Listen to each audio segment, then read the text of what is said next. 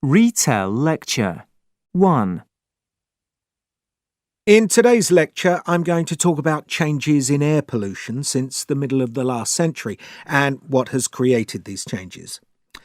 So, by the 1950s, air pollution was very visible, with frequent thick black fogs known as smogs in many large cities around the world. The main source of this pollution was from factories, and it caused severe health problems. For example, a particularly severe smog in London in 1952 caused over 4,000 deaths. Obviously, something had to be done, and in 1956, a Clean Air Act was introduced in Britain. This addressed the pollution from factories, and the smog soon disappeared. However, as you know, these days air pollution is still a big issue. The main difference between now and the 1950s is that you can't see it, it's invisible. Also, the main source of pollution now is from cars and lorries, and although these don't produce visible signs, this air pollution is still a significant risk to health. And one of the key factors in the rise of this type of pollution is that we have all become much more vehicle dependent.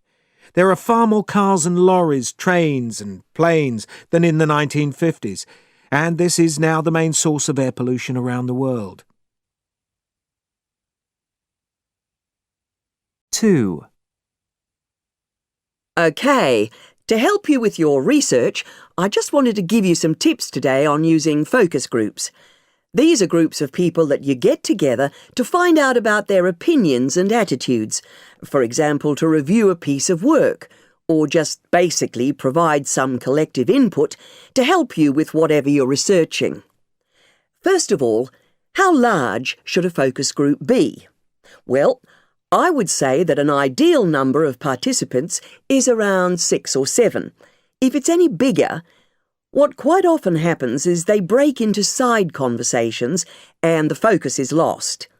If it's any smaller, you may not get the range of views that you need to get a really good discussion. Secondly, it's important that you have a moderator for the group who's able to facilitate and guide the discussions. The moderator must ensure that everyone participates and stop anyone dominating. And also, the moderator needs to make sure that the discussions don't go off in the wrong direction. And thirdly, in order to help the group focus on what's required, some basic materials should be used, particularly to kick-start the discussions. This may be in the form of pictures, photos, diagrams, graphs, etc., and will help the group to understand the context of what needs to be discussed. 3. Hello, everyone. Today's lecture is about setting up a website. I'm going to be focusing on things that you need to consider to ensure your website really adds value to the people using it. So, there are 3 main areas you need to think about. The first and most important thing is who is your target audience. When you're creating a new website, you really need to think about who the users are and what information they'll be looking for. What we do when we set up websites is to group users based on their needs. So, for a website in the academic community, for example, we may have groups such as researchers and administrators, and this helps us design the site and add information that is relevant to each group. The second point is accessibility. The main thing here is to ensure your website can be found.